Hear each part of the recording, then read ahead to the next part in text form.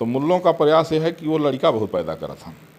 जिस समय हिंदू राष्ट्र के बारे में कोई चर्चा नहीं होती थी, उसकी शुरुआत ही मैंने किया। इसलिए जो है तो राम मंदिर न टूटे, उसके लिए हिंदू राष्ट्र बनना भी चाहिए।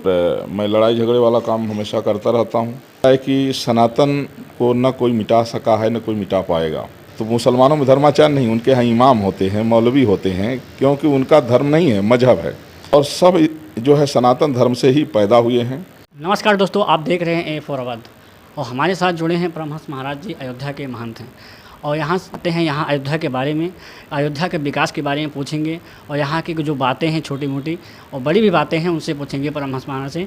सर, आपका बहुत बहुत स्वागत है हमारे A4 अवध चैनल पर। जय श्री राम।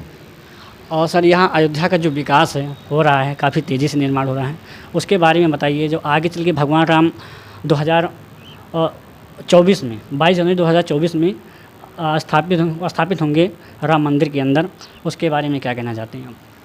देखिए, मर्यादा पुरुषोत्तम भगवान श्री राम की पावन जन्मभूमि है अयोध्या। और अतीत में भारत की ये राजधानी हुआ करती थी। जिस समय पूरे विश्व का नेतृत्व भारत ही करता था।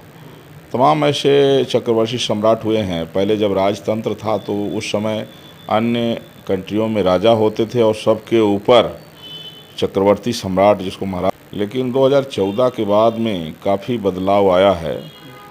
और ख़ास तौर पर यशस्वी मुख्यमंत्री योगी श्री आदित्यनाथ जी ने जब से मुख्यमंत्री का कार्यभार संभाला, तब से अपनी संस्कृति के लिए उन्होंने अथक प्रयास किए हैं। और आज उनकी देन है कि अयोध्या जो है, जो स्वरूप वेदों पुराणों शास्त्रों में अयोध्या का मिलता है, तो धीरे धीरे दिखने लगा।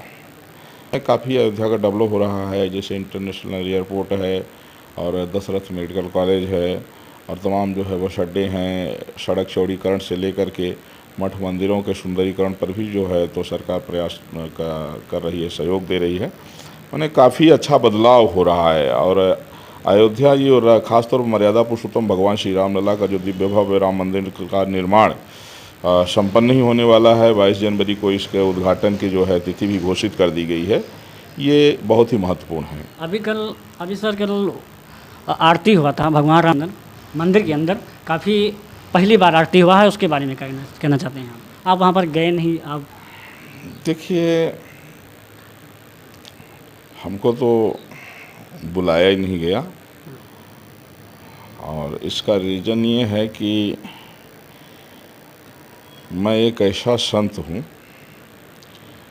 कि शोषण करने वाले, गलत करने वाले, चाहे कोई कितना बड़ा भी व्यक्ति हो, मैं उसका समर्थन कभी नहीं करता हूँ। और कुछ ऐसे लोग ट्रस्ट में घुस गए हैं, राम मंदिर ट्रस्ट में, कि जो गरीबों के शोषण करने वाले हैं, ज़मीन जगह हड़पने वाले लोग हैं। मैं उपमुखर होकर के उनका विरोध करता हूँ। इस वजह से हमको नहीं बुलाया जाता है।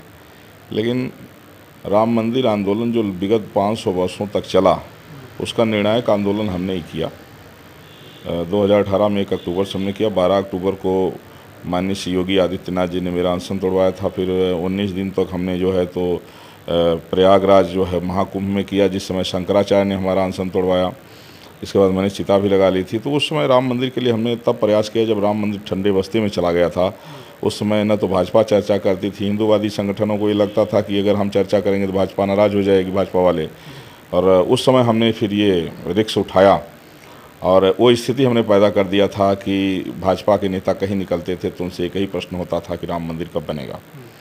तो हमने उनसे पूछा था, हमने कहा सेंट्रल में आपकी फुल मेजोरिटी की गवर्नमेंट है, स्टेट में फुल मेजोरिटी गवर्नमेंट है, और आपने प्रॉमिस किया था कि रामलला हम आएंगे, मंदिर वहीं बनाएंगे। तो हम फिर वो हमारा जवाब नहीं दे पाते थे।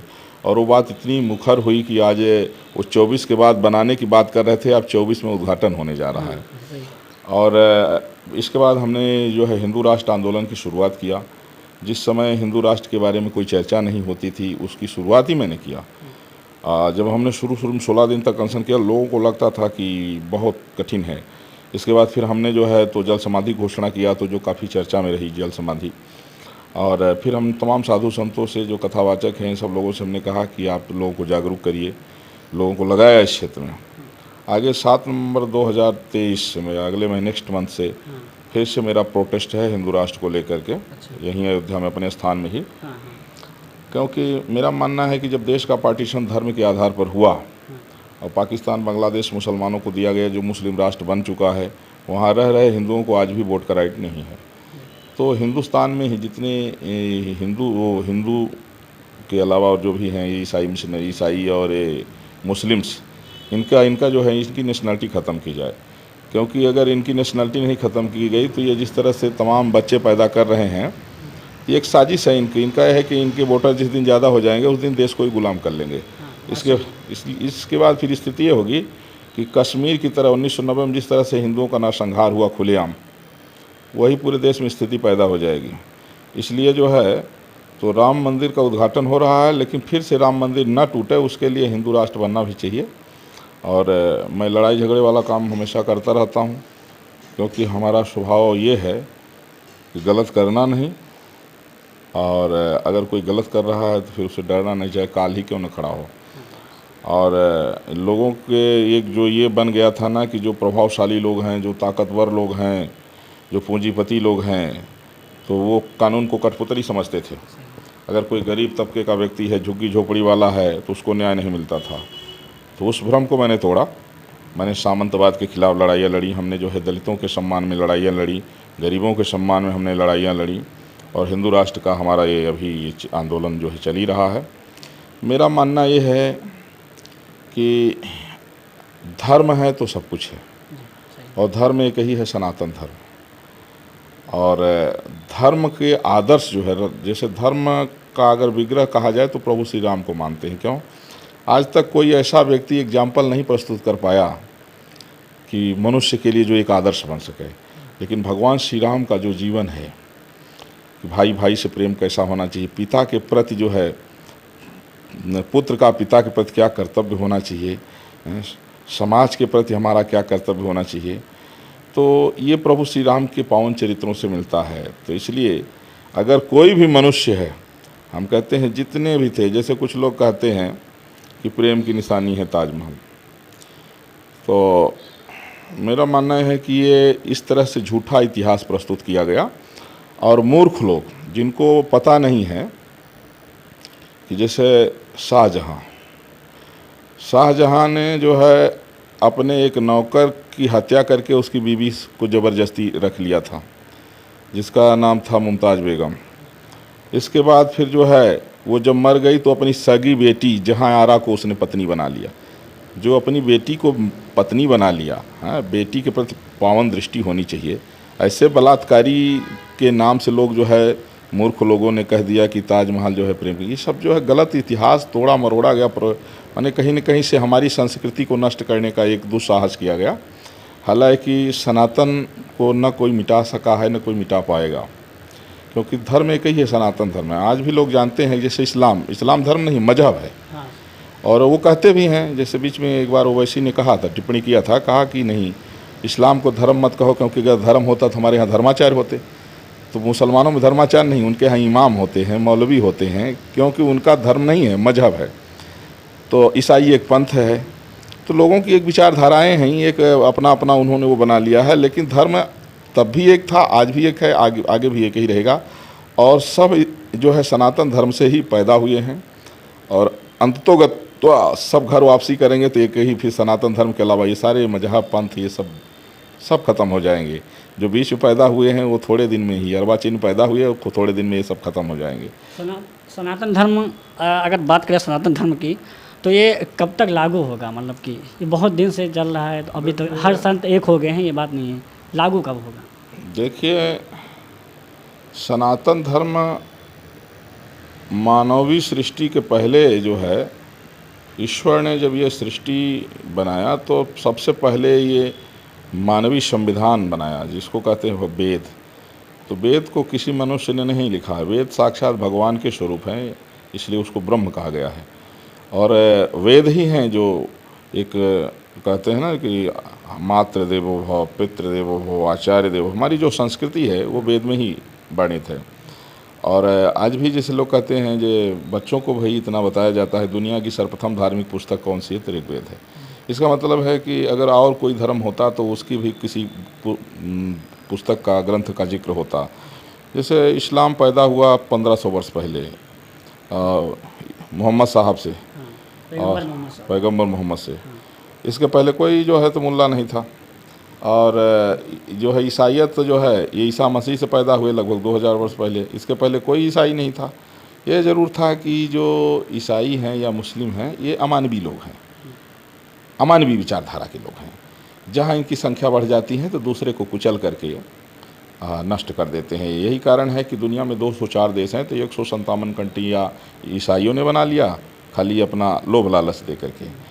और 58 कंट्री जो है मुल्लों ने बना लिया, इस्लामिक कंट्रियाँ हो गई हैं। अब इनकी दृष्टि दोनों की गीध दृष्टि भारत पर है। एक तरफ मिशनरियाँ लगी हुई हैं, उनका 14,000 ईसाई रोज़ भारत में बनाते हैं, हिंदुओं को 14,000 ईसाई बनाते। दूसरी तरफ इस्लामिक संगठन है वो जो लगातार जिहाद के बल पर भारत को इस्लामिक राष्ट्र बनाने में प्रयास कर रहे हैं अंदर अंदर। तो मुल्लों का प्रयास ये है कि वो लड़का बहुत पैदा करा था। ये जो है 3-4 मेहरारू रखते हैं, पहले तो और ज़्यादा रखते थे। पहले मोदी जी ने तलाक ख़त्म कर दिया, नहीं तो ये क्या है 3-4 तो इनके यहाँ जायज़ हैं।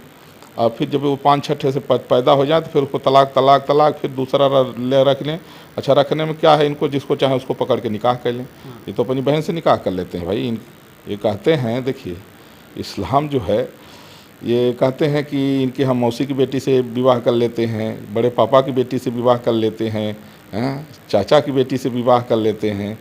अगर सगे बाप की भी बेटी है, जो 2 पत्नी हैं, तो भाई बहन जो है एक दूसरे से शादी कर लेते हैं। तो इनका ये है कि ये खाली लड़का जनसंख्या इसलिए बढ़ा रहे हैं कि वोट उनको ये है कि हमारा वोट ज़्यादा हो जाएगा तो हम गुलाम बना लेंगे भारत को। तो ये इस समय जो है विषम परिस्थितियों से देश गुजर रहा है। और अगर हिंदू एकजुट हो करके भारत को अगर संवैधानिक रूप से हिंदू राष्ट्र बना लेता है तो फिर सनातन संस्कृति बच जाएगी। वरना जो है 2 मगरमच्छ बहुत तेज़ी से जो है लगे हैं मुँह फाड़ के। एक तरफ जो है तो इस्लामिक संगठन और दूसरे तरफ से ईसाई मिशनरियाँ। ईसाई मिशनरियों का प्रयास है कि वो निगल के इसको ईसाई कंट्री बनाना चाहती हैं। इस्लामिक संगठनों का प्रयास है कि उसको जो है तो इसको इस्लामिक कंट्री और उसको ईसाई कंट्री। तो इस समय हिंदुओं को अपने अस्तित्व को, वजूद की लड़ाई लड़नी है। इसीलिए हमने आह्वान किया है 7 नवंबर से कि सारे देश में जितने हिंदू हैं, क्योंकि देखिए हिंदू कुछ दिन पहले जाति के नाम पर लोगों को बांटा गया, अब संगठन के नाम पर हिंदू बट रहा है। लगभग आए दिन रोज कोई संगठन बन रहे हैं। झोला छाप लोग हैं, संगठन बना लिए, जिसके संगठन में 1,00,000-2 लाख आदमी भी नहीं है, 1,000-2,000 आदमी भी नहीं है, 100-200 भी आदमी नहीं है। और वो इतना झूठ बोलेगा कि हमारा 29 प्रदेश में संगठन चल रहा है, हमारे 20 लाख आदमी हैं। इस तरह के संगठन के लोग बोलते हैं, सारों के पास है नहीं 10 आदमी। तो ये जो झोला छाप संगठन बना रहे हैं ये भी हिंदुओं के दुश्मन हैं। और दूसरा, माने कुछ दिन जाति के नाम पर, अब संगठन के नाम पर हिंदुओं को अलग किया जा रहा है। अब मेरा मानना यह है कि जहाँ न्याय की लड़ाई हो वहाँ जातिवाद और संगठन से ऊपर उठ करके भाषावाद, प्रांतवाद, क्षेत्रवाद, जातिवाद और संगठनवाद, ये सब हिंदुओं को नष्ट करने के लिए बन रहे हैं। इसलिए इससे हिंदुओं को ऊपर उठने की ज़रूरत है अगर सनातन धर्म को बचाना है। बहुत बहुत धन्यवाद आपसे मिलकर।